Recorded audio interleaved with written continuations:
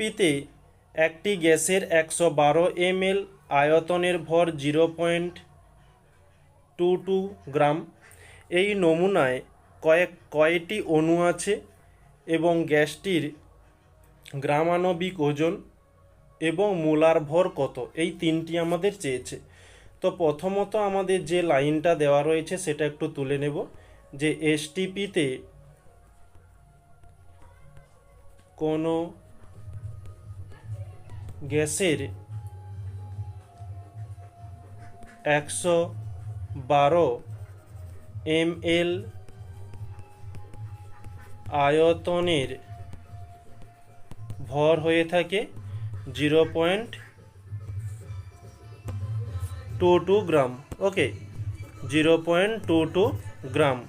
তো আমরা এখান থেকে করতে পারি যে 22.4 ml, 22.4 ml বলছি, 22.4 লিটার, বা এই 22.4 লিটারকে যদি ml এ পরিবর্তনে করি তাহলে আমরা পাচ্ছি যে 22400 এত ml।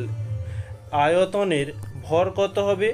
0.22 by 112 into 22400। এদিকে উপরের পয়েন্ট তুললে নিচে 100 হচ্ছে, নিচের দুটো শূন্য উপরের দুটো শূন্য কেটে গেল, 112 দিয়ে কাটলে আমরা 2-এ চলে যাচ্ছে, তাহলে 2 দুগুণে 4, 2 দুগুণে 4 এত গ্রাম। অতএব আমরা এখান থেকে এই গ্রাম আণবিক ওজনটা নির্ণয় হয়ে গেল। অতএব আমরা লিখতে পারি যে গ্রাম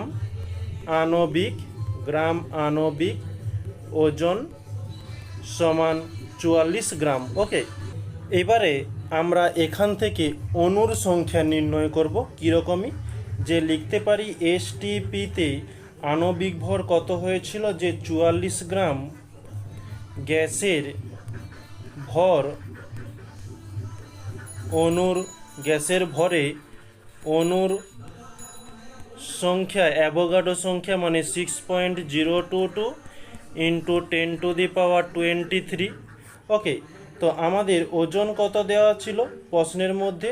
0.22 গ্রাম গ্যাসের ভরে অণুর সংখ্যা হয়ে যাচ্ছে 6.022 ইন্টু 10⁻23 বাই 44 ইন্টু এদিকে 0.22। তো এই পয়েন্ট তুললে নিচে আমরা 100 পাচ্ছি।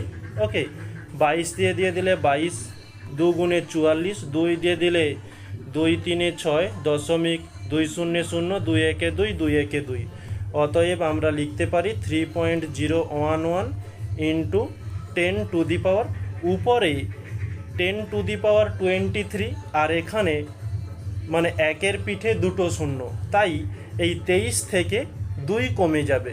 ওকে, 2 কমে গিয়ে হচ্ছে কি 21, এটি হচ্ছে এতটি অণু রয়েছে। এটা হচ্ছে আমাদের প্রথম অ্যান্সার নির্ণয় হয়ে গেল। আর এদিকে আমাদের সেকেন্ড অ্যান্সার। তারপরে বলছে মোলার ভর কত। মোলার ভর হয়ে যাবে কি, মোলার ভর আমরা যেই 44 গ্রাম নির্ণয় করেছিলাম এটাই হচ্ছে যে 1 মোলের ভর। ওকে, তাহলে অতএব এখানে লিখতে পারি যে 1 মোল ওই গ্যাসের ভর হবে 44 গ্রাম মোল ইনভার্স। ওকে, এই হয়ে গেল আমাদের অ্যান্সার। তো চেয়েছিল কয়টি অণু রয়েছে, যেটা আমরা এখানে নির্ণয় করেছি যে 3.011 ইন্টু 10⁻20টি অণু রয়েছে। নেক্সট বলছে গ্রাম আণবিক ওজন কত। এই যে গ্রাম আণবিক ওজন 44 গ্রাম, মানে আণবিক ভরের কথাই বলছে।